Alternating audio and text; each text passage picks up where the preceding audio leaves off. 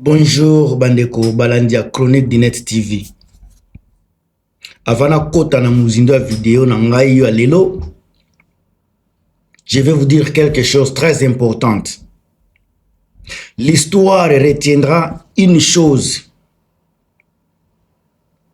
Ce ne sont pas seulement les ennemis extérieurs qui auront blessé la nation congolaise, mais les capacités du régime de Tshisekedi à protéger ceux qui lui faisaient confiance. Le vrai courage politique n'est pas de permettre la bataille éternelle. Le vrai courage, Bandekonangai, c'est de protéger sans oppresser, gouverner sans mépriser, servir le peuple sans mensonge. Parce qu'un État qui abandonne son peuple cesse d'être un État.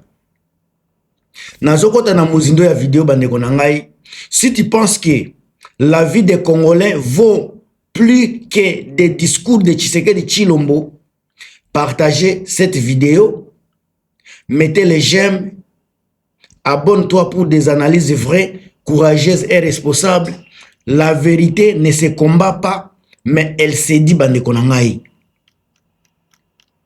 Lelo, naza kolobela. Pourquoi Tshisekedi azako kima, azako sala toujours ba repli stratégique. Au moment où nazako sala vidéo, plus de 3 bataillons, il y a ba révolutionnaires, ba koti déjà na front pour na libérer les restes ya territoire ya Congo. Au moment où nazako loba bongo, Tshisekedi na batu na ye baza na kati ya ba fête, baza na kati ya ba détournement, baza na kati ya ba pillage ya trésor public. Pendant que les discours officiels parlent de souveraineté, bango baza koiba. Pendant que les autorités promettent de la sécurité et la victoire dans l'est d'Amboka Nabiso, ba Congolais baza ko continuer toujours ko kima. Baza ko lela. Baza ko kufa. Baza batikala baza ko kufa na kati ya silence na kikolo babongo. Naza ko tuna bino question moko. Bino bandeko, soit tu as pouvoir. Comment un État qui promet la protection et la dignité a-t-il pu abandonner son propre peuple, bandeko? Quoi, abandonner peuple ne veut pas dire que konini soki konini na frokaka. Quoi, abandonner peuple na zolobela. Et ça même côté paiement à salaire à peuple congolais. Sécurité à peuple congolais. Kimia à peuple congolais. Tshisekedi a détruit l'économie congolaise. Tshisekedi a détruit le social congolais. Tshisekedi a détruit l'espoir congolais. Tshisekedi a détruit tout. Mais il est en train de piller systématiquement les trésors publics. Alors, l'État n'a pas besoin de baza pona koloba. Mais baza kaka pona koloba, pona koiba, mais pona tale la côté protection, notre gouvernement à Tshisekedi ne protège pas la population. Les peuples congolais sont délaissés à eux-mêmes, à leur triste sort. Personne ne parle au nom des peuples congolais. Tous les ministres et les députés sont là pour voler. Ils sont entrés dans la corruption. Depuis les années, les autorités répètent la même chose. Durant 7 ans, la même chose. Nous contrôlons la situation. Nous allons libérer les pays. Nous défendrons la nation. Bango bazaka na conjuguer verbe ota futur. Ota futur, nous contrôlerons. Nous contrôlons la situation. Nous allons libérer. Donc nous libérerons. Nous défendrons. Au lieu de dire nous allons défendre, on défend la nation aujourd'hui. Nous défendons, mes chers amis, Tshisekediste. Boza kosala nini. Au moment naza koloba, en réalité, tozana ba vérité brutale sur les fronts. Ba FARDC baza ko kokate, baza ko tenir été, balia kate. Baza na motivation te. Et là, nini na kolo babaza nango eloko ata mon côté avenir ya ba FARDC et comment hypothéquer. Si l'État fonctionnait vraiment, les milliers de Congolais ne seraient pas condamnés à vivre dans la peur. Au niveau de la capitale, botala nini kobanga population ba koma tellement ba koma na ba santé mentale ba yeba ka su koma ba yeba ka nini ko réfléchir lisusu te ba koma kaka bato ya milangwa population baza prise en otage baza na eloko koloba te baza na droit ko la marche te baza na droit koloba ya droit de l'expression eza lisusu te soki olobi bakangi yo olobi basali yo boye donc toza na droit ya eloko te na mboka na biso.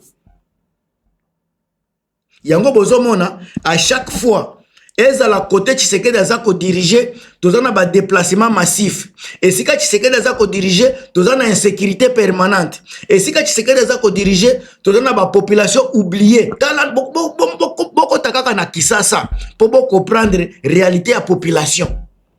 Kinshasa qui est censé à cause de la miroir ya Congo, miroir ya pays. C'est là où il n'y a pas de route, il n'y a pas d'électricité, il n'y a pas d'eau, il n'y a pas de salaire, il n'y a pas de soins médicaux appropriés, il n'y a pas d'école.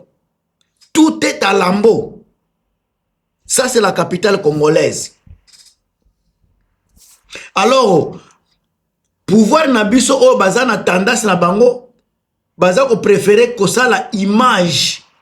Baza ko protéger image na bango au lieu ya vie humaine et loko nande eza ko sala nga motema pasi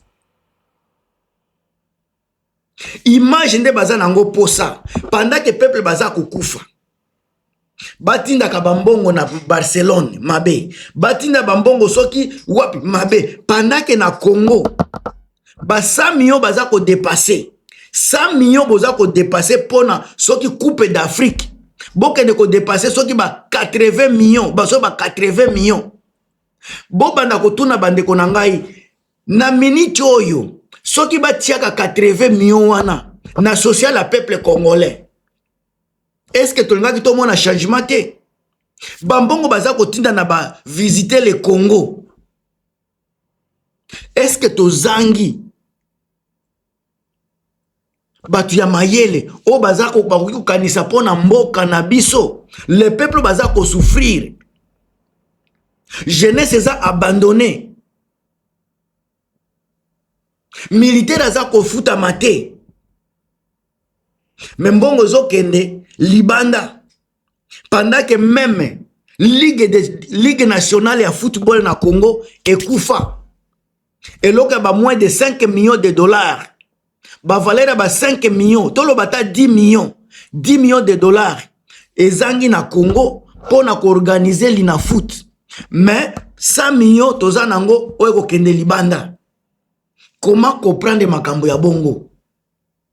Et puis lelo sika FARDC o baza koloba baza ko défendre mboka na biso bangonde bafuta makate bazalaka na ratio te uniforme ya malonga baza nango te discipline ezate baza désorganisé indiscipliné batona bakende kobunda ndenge nini awa nanga za kotinda sous 3 bataillons na front o ezalaki na front Tshisekedi azoko ko maîtriser bango te sika nanga bakisi 3 bataillons mususu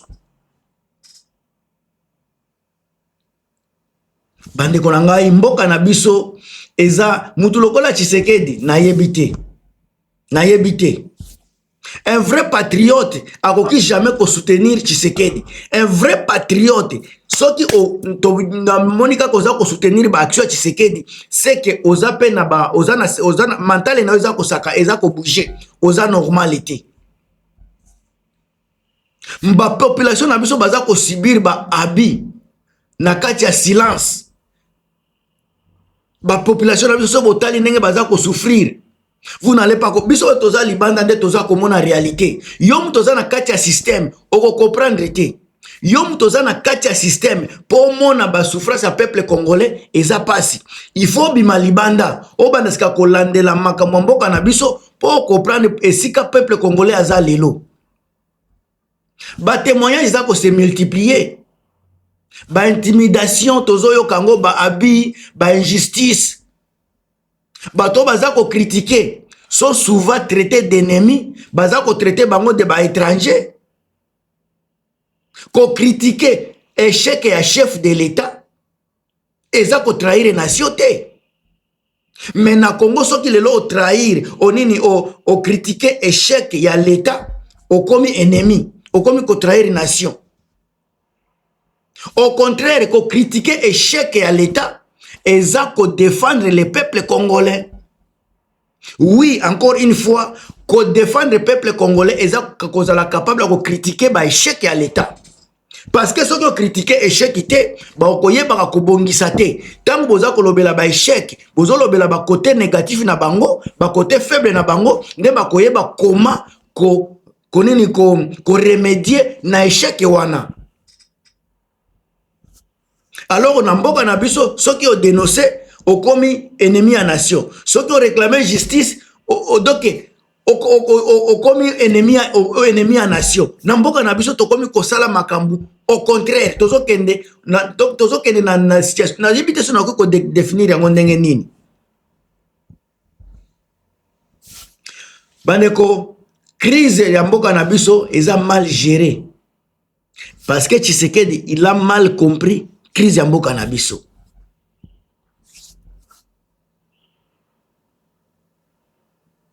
Pouvoir à Tshisekedi baza ko réduire makambu nyonso na guerre. Baza ko bosa na que ce n'est pas seulement la guerre. Eza crise ya gouvernance. Baza ko bosa na que ce n'est pas seulement la guerre, eza crise ya confiance. Eza kaka guerre te, mais eza crise pe ya dignité. Confusion. Oyo Tshisekedi aza ko comprendre. Bango bazo ka sa makambu nyonso eza guerre. Na mboka na biso toza na crise ya gouvernance. Il y a confiance, il y a dignité. Tant que la réponse sera seulement militaire, bande konangai, les Congolais continueront à payer les prix. Tant que tokozala toujours na makambu, tozoka isla makambu yoso kaka, eza guerre, le peuple congolais continuera à payer les prix. Na minute tozana besoin de solution politique réelle. Tozana besoin de réforme, tozana besoin de dialogue crédible. Tous également besoin de protection. Il y a peuple congolais sans oppression. On n'a pas besoin d'oppresser la population, mais on a besoin de la protéger.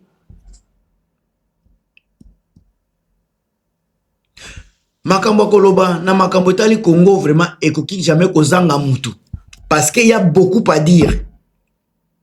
Surtout bandi kotuna sika qu'est-ce que le peuple veut. Ce botali bien, le peuple congolais n'a jamais demandé le soleil. Le peuple congolais n'a jamais demandé les étoiles ni la lune. Le peuple congolais demande seulement une chose. Le peuple congolais veut vivre. Le peuple congolais veut aller à l'école sans peur. Le peuple congolais veut travailler sans fuir. Le peuple congolais veut être gouverné avec la justice, pas avec le mépris. Le peuple, ceux qui botali bien bazana posa, il y a un État qui est présent. Pas un pouvoir brillant, mais impuissant. Donc, pouvoir de Tshisekedi déjà qu'on briller, mais impuissant. Oyo population zanango posa te. Peuple congolais zana posa, il y a un État, il y a gouvernement, il y a pouvoir, oyo za présent na bango. Oyo ko garantir bango sécurité. Oyo ko gouverner avec justice. Oyo ko pesa bango misala, oyo ko permettre bango ba kende classe, oyo ko pesa bango kaka situation ya ko vivre simplement eloko wana. Alors l'histoire baza ko retenir quelque chose na makambo yo. Ce n'est pas seulement les ennemis extérieurs qui blessent la nation congolaise, mais encore une fois c'est les capacités du régime de Tshisekedi à protéger ceux qui lui faisaient confiance.